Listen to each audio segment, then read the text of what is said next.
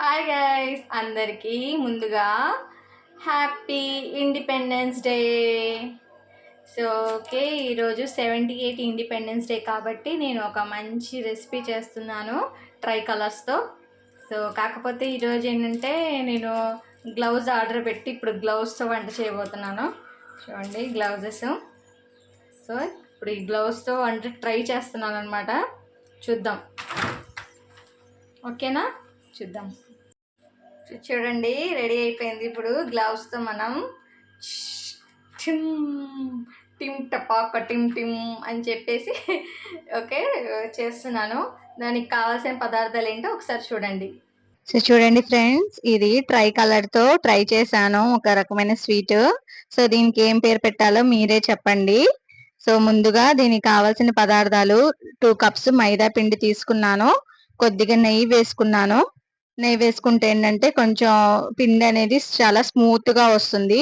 ఆ తర్వాత ఇలాగ నీళ్ళతో కొంచెం కలుపుకొని ముద్ద చేసి పెట్టుకోవాలి. ఇప్పుడు కలర్స్ కలుపుకోవాలి. ఈ ముద్దకి నేను వచ్చేసి ఆరెంజ్ కలర్ ఫుడ్ కలర్ కలిపాను. సో చూడండి, ఆరెంజ్ కలర్ది పిండి ముద్ద అనమాట. దీన్ని ఇప్పుడు మనం చపాతీ లాగా రోల్ చేసుకోవాలి. చూడండి, ఇట్లాగా స్మూత్ గా రోల్ చేసుకోవాలి. ఇలాగా కట్ చేసుకోవాలన్నమాట. 2 సైడ్స్ ఎడ్జెస్ అనేవి కట్ చేసుకుంటే మనకి రౌండ్ షేప్ అనేది వస్తుంది.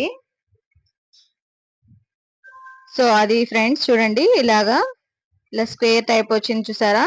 ఇప్పుడు వీటిని ఏంటంటే మధ్యలోకి మనం ఘాట్లు లాగా పెట్టుకోవాలి. అంటే పూర్తిగా లాంగ్ గా ఘాటు పెట్టకూడదు, మధ్యలోనే మీడియం గా సగం సగమే ఘాటు పెట్టుకోవాలి.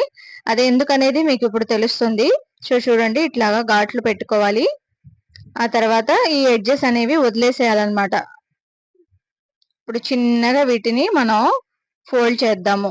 ఫోల్డ్ చేసి కార్నర్స్ ఏవైతే ఉన్నాయో అవి క్లోజ్ చేద్దాము. అవి వాటర్ తో క్లోజ్ చేసుకుంటే ఏంటంటే అతుక్కుపోతాయి అన్నమాట, లేకపోతే విడిపోతాయి ఇవి. సో చూడండి ఎట్లా వచ్చిందో.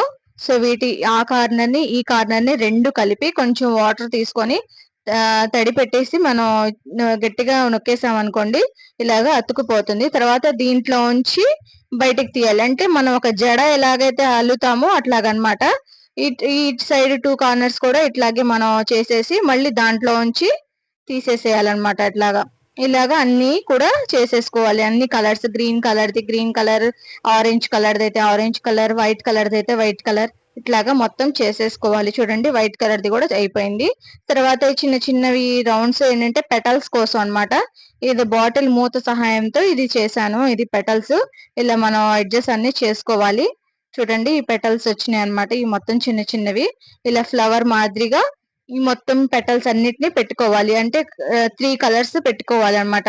Green colour petal, orange colour, white colour, ఈ పెటల్స్ లాగా మనం చేసుకొని ఆయిల్ ఎక్కువ హీట్ కాకుండా లో ఫ్లేమ్ లో మీడియం గా మాత్రమే ఉండాలి. ఆయిల్ ఎక్కువ హీట్ అవ్వకూడదు. సో దాంట్లో చిన్నగా మనం వేసేసుకోవాలి. తర్వాత షుగర్ సిరప్ యాడ్ చేసుకొని ఆ షుగర్ సిరప్ లో డిప్ చేయటమే అన్నమాట తీసేసి. చూడండి, మొత్తం ఇట్లాగా వస్తాయి అన్నమాట. ఆరెంజ్ కలర్, వైట్ కలర్ మొత్తం. సో ఇది ఫ్రెండ్స్, ఇదంతే సింపుల్ రెసిపీ అన్నమాట. మీరు కూడా తయారు చేయండి. ఈ రోజు ఇండిపెండెన్స్ డే కాబట్టి ఇది ట్రై చేశాను.